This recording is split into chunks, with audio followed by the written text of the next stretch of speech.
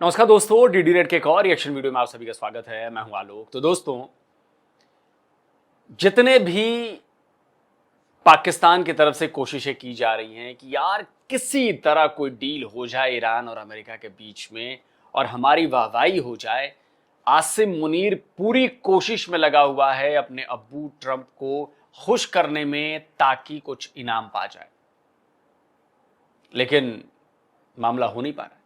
अब पाकिस्तानियों को लग रहा है कि यार ये तो बेइज्जती हो रही है, यार ये तो इंसल्ट हो रही है। भारत चुपचाप तमाशा देख रहा है। सही है यार। तो चलिए जरा देखते हैं किस तरह की इंसल्ट फील हो रही है। इरानियंस ये कहते हैं कि पाकिस्तान जो है वो उनके लिए रिलीफ लेने में नाकाम रहा है। अच्छा, ये भी इंटरेस्टिंग चीज़ है कि वो कहते हैं जी पाकिस्तान जो है उसने जो रिलीफ लेना था कि हमारी शिप पकड़ी गई है, हमारा क्रू पकड़ा गया है, तो हम नहीं आए। क्योंकि कोई कंडीशंस मानी ही नहीं गई हैं तो हम भला क्या बात करें जाकर। लेकिन लग ये रहा है कि पाकिस्तान मना लेगा, क्योंकि पाकिस्तान के फील्ड मार्शल भी ईरान की जो ऑफिशियल्स हैं उनके साथ बात कर रहे हैं। साथ साथ हमारे जो डिप्यूटी प्राइम मिनिस्टर और फॉरेन मिनिस्टर हैं सागडार, वो भी बात कर रहे हैं। और जाहिर है कि हमने जब अमेरिका के साथ एक कमिटमेंट की है और एक हमारा काम है कि हम दोनों को लाके और दोनों को पाकिस्तान में बुलाकर और बातचीत करवाएं या डायलॉग करवाएं। आप प्री देखें, अमेरिकन ने जो किया वो उनको नहीं करना चाहिए था। इस बात को तो मैं स्टडी कर सही कहता हूँ। जो अमेरिकन ने किया, शिप पकड़ना नहीं पकड़नी चाहिए, ब्लॉकेड लगाया नहीं करना चाहिए था।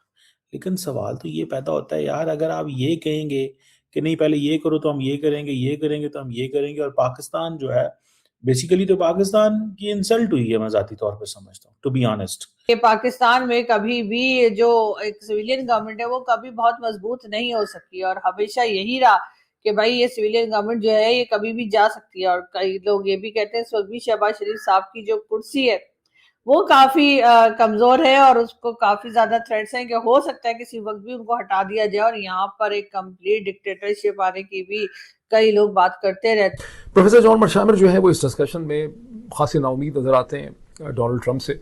वो ये समझते हैं कि अमेरिका को दर हकीकत इस वक्त एक डील जो है ईरान के साथ उसकी बहुत ज़रूरत है। अमेरिका को ज़रूरत है, मगरब को ज़रूरत है, दुनिया को ज़रूरत है। हमें ये बताने की कोशिश की गई है जनाब कि आप जो है ना वो अमेरिकन पर्सपेक्टिव को फॉलो कर रहे हैं। हम तो फैसिलिटेटर हैं, हम तो पीस की बात करते हैं, हम तो आपको टेबल पे लेके आ रहे हैं। आपने लड़ना है तो सौ बिस्मिल्लाह।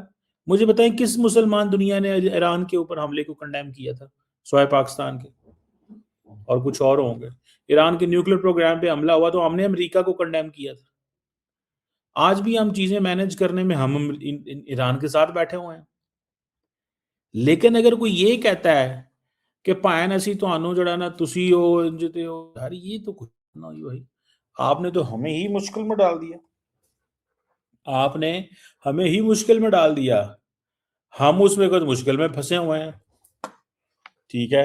अब वो आपने ये बताया अमेरिका की एडवांस टीम बैठी हुई है इस्लामाबाद के अंदर, ठीक है जी।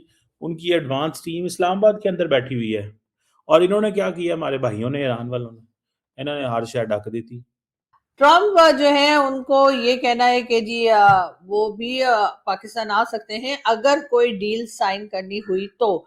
अगर उनको डील साइन करनी है तभी वो आएंगे, और तभी ट्रम्प के आने की यहाँ पर जो पहले से एक कहा जा रहा है कि शायद डोनाल्ड ट्रम्प भी पाकिस्तान आए और एक लंबे अरसे के बाद कोई अमेरिकन प्रेसिडेंट पाकिस्तान की धरती पे पांव रखेगा, तो उसके लिए भी काफी एक्साइटमेंट। और कहा जा रहा है कि जी ट्रम्प आ जाए तो अच्छा है, लेकिन बात सारी है कि ट्रम्प की भी कई कंडीशंस है, और अगर ईरान जो है हर बात को मान गया, जो कि मुझे नहीं लगता कि ईरान मानेगा। बिकॉज उनका कहना यह है कि ये क्राइसिस जो है एक ऐसी डायरेक्शन में जा रहा है जिसमें मोर और लेस एक जो ग्लोबल इकोनॉमी है वो बड़ी क्रिटिकली, जिसको वो कहते हैं कि हिटिंग द आइसबर्ग और the Titanic hits the iceberg, वो बार बार टर्म इस्तेमाल करते हैं। उस सूरत हाल में, उस सिचुएशन में ग्लोबल इकॉनमी जा रही है, क्योंकि ये सिर्फ कोई तेल और गैस का मसला नहीं है, इसके अंदर फर्टिलाइजर्स का भी मसला है। इसमें हीलियम गैस ने आना है कतर से या सऊदी अरब से, और हीलियम गैस ने उसने सेमीकंडक्टर्स में इस्तेमाल होना है।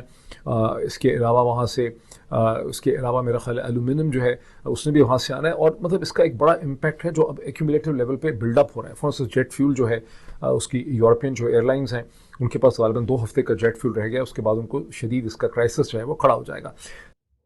तो वो सारी की सारी जो एफर्ट थी ना, ठीक है ना जी, वो सारी की सारी जो एफर्ट थी, उस एफर्ट को उन्होंने चौक का मारा है। एंड अगर वो चाहते हैं कि जी ठीक है, नहीं मतलब ये कौन सी बात हो गई कि सारी एफर्ट जो है ना वो पाकिस्तान कर रहा है और आप एफर्ट को ना अपने लात मार दिए। भाई जिसके लिए एफर्ट किया जा रहा है उसको वो चीज़ पसंद आएगी, उसको वो चीज़ सही लगेगी, तब तो वो एफर्ट को एक्सेप्ट करेगा। आप करते रहिए, आप एफर्ट लगाते रहिए, आप बोलते रहिए। भाई जिस पार्टी ने उसे एक्सेप्ट करना है उसके मुताबिक बात होगी तब तो वो एक्सेप्ट करेगा ना। अब दाएं बाएं की बातें करती है, उसे क्या फर्क पड़ता है। लड़ना है तो मतलब the ball is in their court, इसमें हमें क्या है। अब वो जो वाइस प्रेसिडेंट का जो विजिट था वो होल्ड पे आ गया, ठीक है जी। अब वो उनकी लीडरशिप डिवाइडेड है, वो कहते हैं नहीं जी हम डिवाइडेड नहीं है, हम इस चीज़ में हैं। उधर से उधर यूएई को जो शॉक पड़ रहे हैं, उनकी इकोनॉमी जो है वो उड़ रही है, ठीक है ना सर जी, उनकी इकोनॉमी जो है वो उड़ रही है। अब जो सपोर्ट स्टाफ अमेरिका का यहाँ बैठा हुआ है, अगर उसको ऑर्डर आते हैं आप वापस आ जाएं, तो आप समझिएगा जंग शुरू हो गई है। जो सपोर्ट स्टाफ है वो अमेरिका का आ जाए तो उन्हें समझो जंग दोबारा शुरू हो गई। मैं तो इसको इस तरह देख रहा हूँ ना, तो आप समझ लें ये जो पाकिस्तान ने आज बयान दिया है ना, ये बड़ा जिसे वो कहते हैं ना अक के दिया था।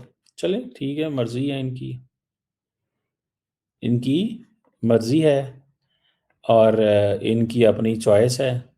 उसी के साथ साथ ये भी देखा गया है कि जब कभी डोनाल्ड ट्रंप किसी बात का कहते हैं कि जी अब जो उन्होंने 6-7 ट्वीट्स लगाई थी एक साथ कि ईरान ये मान गया है, ईरान वो मान गया है, ईरान वो मान गया है, या ये कि कभी वो कहते हैं कि जी जेडी वेंस नहीं आएंगे जबकि वहां से अनाउंस कर दिया जाता है कि जी जेडी वेंस आ रहे हैं।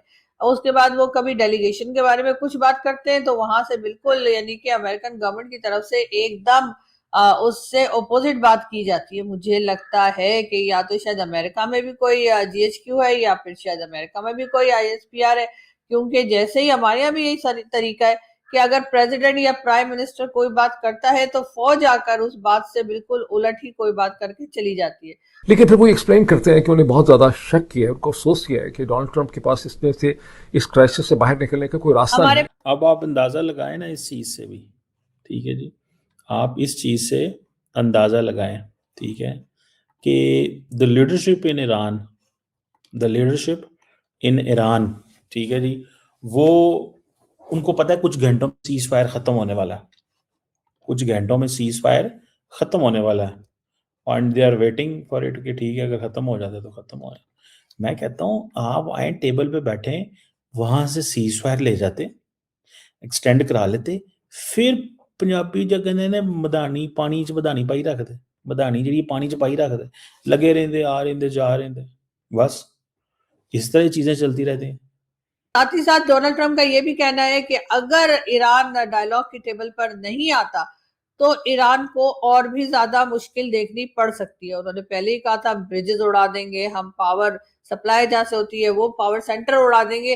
अब एक तरफ तो डोनाल्ड ट्रंप ये चाह रहे हैं कि ईरान टेबल पर आ जाए बातचीत के लिए, दूसरी तरफ धमकियां भी चलती जा रही है। वैसे दोनों ही कंट्रीज जो है वो जंग नहीं चाहती, ना ईरान चाह रहा है। बहुत दिन हो गए, ईरान को भी बहुत ज्यादा डैमेजेस हुए और अमेरिका भी लड़ लड़के थक गया, लेकिन ईरान को नहीं झुका पाया। अगर कोई जंग में इंटरेस्टेड है या अगर कोई ये चाहता है कि ये वॉर चलती रहे तो वो सिर्फ इसराइल है। इसराइल ने अभी तक अटैक्स नहीं रोके हैं और इसराइल की तरफ से ऐसा कोई साइन या बात नहीं हमें देखने को मिली है जिससे हम ये कह सकें कि इसराइल जो है वो इस वॉर को खत्म करने में इंटरेस्टेड। सो अब कई लोगों को इस चीज़ की भी तकलीफ हो रही है ना जी। अब देखिए वॉर खत्म करने में कोई इंटरेस्टेड है कि नहीं है, देखिए वो डिपेंड करता है कि मिशन ऑब्जेक्टिव्स क्या है। अगर इसराइल के मिशन ऑब्जेक्टिव्स अलग हैं और अमेरिका के अलग हैं तो देखिए इसराइल अमेरिका की सुनेगा नहीं, वो कभी नहीं सुनेगा। और अभी देखिए एक बड़ी इंटरेस्टिंग डेवलपमेंट हुई है, जो अमेरिका के न्यूक्लियर चीफ हैं, न्यूक चीफ एंड्रू हग, उनको पेंटागन से बाहर निकाल दिया गया है, जबरदस्ती छुट्टी पर भेज दिया गया है। मैं आपको वो खबर दिखाता हूं, देखिए, ये देखिए, ये जेम्स ओकेफे हैं, उन्होंने ये खबर दी है। सिंथिया स्मिथ ने कहा है, जो यूएस आर्मी वुमन है, spokeswoman, we have placed mister Hug on administrative leave while we conduct a thorough investigation into this matter. अब ऐसा क्यों हुआ? कहा यह जा रहा है कि जो यूएस के न्यूक्लियर चीफ हैं, उन्होंने कई सेंसिटिव इंफॉर्मेशंस लीक करी हैं और मतलब उन्होंने US chemical nerve agent, US strike killed children in Iran, disclose US plans to kill Iran new supreme leader, ये सब कुछ इन्होंने स्ट्रेंजर्स को बताया है, वो भी हनी ट्रैप में फंसकर। और ये बड़ा गंभीर मसला है। इसके अलावा कुछ जो अमेरिका की तरफ से जो खबरें आ रही हैं, वो भी बड़ी गंभीर करने वाली खबरें हैं, क्योंकि ये इतनी गंभीर करने वाली खबरें हैं जो इस युद्ध का दिशा और दशा दोनों बदल सकती। और पता नहीं मुझे क्यों लग रहा है कि अगर ये लड़ाई लंबी चली तो मुझे लगता है कि ईरान पर एक बहुत बड़ा हमला होने वाला है। न्यूक्लियर नहीं तो न्यूक्लियर से कम भी नहीं, कुछ इस टाइप का अटैक प्लान वो हो रहा है।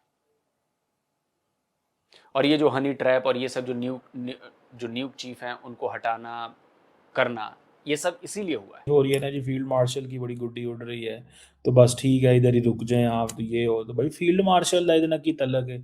ਤੇਲ ਪਾਕਿਸਤਾਨ ਦੇ ਵਿੱਚ 370 ਵੀ 500 ਰੁਪਏ ਲੀਟਰ ਹੋ ਗਿਆ, ਤੇ ਫੀਲਡ ਮਾਰਸ਼ਲ ਇਹਦੇ ਵਿੱਚ ਅਗਰ ਕੋਈ ਕਿਰਦਾਰ ਅਦਾ ਕਰਦਾ ਪਿਆ ਤੇ ਤੁਹਾਨੂੰ ਤਕਲੀਫ ਹੋਣ ਰਹੀ ਹੈ।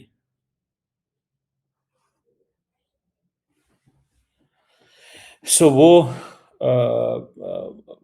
मैं आई कैन अंडरस्टैंड हमारे लोगों को बड़ी इस वक्त जो है ना वो प्रॉब्लम में है कि पाकिस्तान जो है ना वो इतना भी ना करे जो कर रहा है। पाकिस्तान जो कर रहा है ना, इतना भी ना करे, पाकिस्तान बिल्कुल ही खामोश हो जाए, पाकिस्तान चुप कर जाए, पाकिस्तान तक कोई गलबात ना हो, ठीक है। तो चलें, अगर आप ये चाहते हैं कि पाकिस्तान की कोई अप्रोच किसी किस्म की ठीक नहीं है, या पाकिस्तान जो है वो it can not do it what it is doing, then let the Americans and the Iranians say कि जी हम लड़ना चाहते हैं एंड वी डोंट वांट। अगर ये लड़ाई चलती रही और आगे बढ़ी और अगर ये लोग जो आएंगे और यहाँ पर बात करने के लिए पाकिस्तान में और कोई रिजल्ट ना निकला, तब भी यही कहा जा रहा है कि एक बार फिर अमेरिकन प्रेसिडेंट जो है वो दोबारा से अटैक, बल्कि और स्ट्रॉन्ग तरीके से अटैक करने की बार बार धमकी दे रहे हैं। और बिल्कुल अटैक होगा, आप देखिएगा अटैक होगा। और आसिम मुनीर क्या कर रहे हैं? आसिम मुनीर अपने इंटरनल प्रॉब्लम्स पर ध्यान नहीं दे रहे, अपनी बर्बाद हो चुकी इकोनॉमी पर ध्यान नहीं दे रहे। भाई अपने घर में लगी आग पहले बुझाई जाती है, पड़ोसी की बाद में। और ये मैं नहीं कह रहा, ये देखिए आसिम मुनीर ने क्या किया है पाकिस्तानी इकोनॉमी का under the leadership of field marshal Asim Munir. जरा सुनिए पाकिस्तान के लोगों की जुबानी। जितने भी हैं इतनी high cost of doing business की वजह से जंक यार्ड में कन्वर्ट हो गई हैं। Real estate sector totally collapse हो गया। 40 industry, cement, steel, glass, aluminium, cable, paint, tiles, pipe, furniture, सारी की सारी इंडस्ट्रियां कोलैप्स हो गई। उड़ान भर चुका है पाकिस्तान माशाल्लाह। पाकिस्तान तरक्की और खुशहाली की तरफ गामजन हुआ चाहते हैं।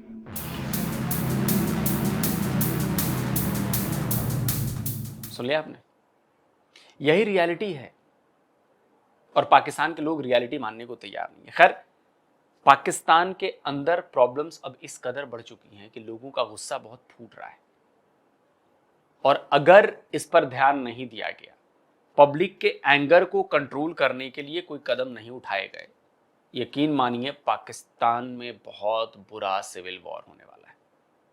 लोग तंग आ रहे हैं और जब लोगों पर सर्वाइवल की बात आ जाएगी ना, लोग तंग आने लगेंगे बिल्कुल भयंकर तरीके से, तो फिर वो फट जाएंगे। अब देखिए एक छोटी सी क्लिप दिखाता हूं कैसे दुकानदार फट रहे हैं। इंक्रोचमेंट है, जीएनएन को क्यों टारगेट किया जा रहा है? 4 दिन हो गए हैं, ऊपर से कारोबार नहीं है, सिटी आगे इंटरफेयर कर रही है, दुकानें सील कर रही है, बदमाशी है कोई। इतने इतने बड़े प्लाट जर्नलों ने कब्जे किए, जाके खाली कराए ना सीडीए। मैडम अनम आई है, उसको बोले जाके ये प्लाट होटल सील करे, इनलीगल बने हुए हैं। वहाँ से करप्शन करती है सीडीए, पैसे लेती है, यहाँ से बता नहीं मिल रहा तो आके इन्होंने डंडा देना शुरू कर दिया। खुदारा हमारी रिक्वेस्ट है वज़ीर आज़म से, आर्मी चीफ से, इस तरह के ऑफिसर लगाने हैं तो मेहरबानी। पहले हम पिस चुके हैं, हालात आपके सामने, कारोबार के पाकिस्तान की इकॉनमी जीरो है, ऊपर से डेलीगेशन आ रहे हैं। खुदा का खौफ करें, इन इदारों को लगाम डालें, नहीं तो हम रोडों पे होंगे, चाबियां हमारे वज़ीर आज़म रखने पास। अब ये ट्रेडर्स हैं, ये वेंडर्स हैं, ये बेचारे रोज़ मेहनत करते हैं, रोज़ पैसा कमाते हैं, अपने बाल बच्चों को खिलाते हैं, उनको स्कूल पढ़ाते हैं, अपनी ज़िंदगी ठीक करते हैं। अब इनके साथ अगर ऐसा हो रहा है, आप ज़रा सोचिए क्या होगा अभी आने वाले टाइम में। ये लोगों का गुस्सा बढ़ेगा, आज 1 में है, कल 10 में होगा, कल 100 में होगा, 1000 में होगा, लाख में होगा। और जब ये गुस्सा बहुत ज़्यादा बढ़ जाएगा तो कोई लोकल एडमिनिस्ट्रेशन, कोई लोकल लॉ एजेंसी रोक नहीं पाएगी उनको। तो अगर पाकिस्तान के लोगों को लग रहा है कि नहीं कोई दिक्कत नहीं है, लोगों को इन द सेंस कि पाकिस्तानी नेता, और मैं आर्मी की बात कर रहा हूँ, तो ये बहुत कम हल्के में आंक रहे हैं आप लोग। और देखिए हम तो तमाशा देखने बैठे हुए हैं, और जो हालत हो रही है आपके यहाँ वो बड़ी मजेदार हो रही है। दोस्तों आप क्या कहते हैं, कमेंट करिए, अपनी राय दीजिए। जल्दी मिलता हूं एक और नए वीडियो के साथ। नमस्कार, जय हिंद।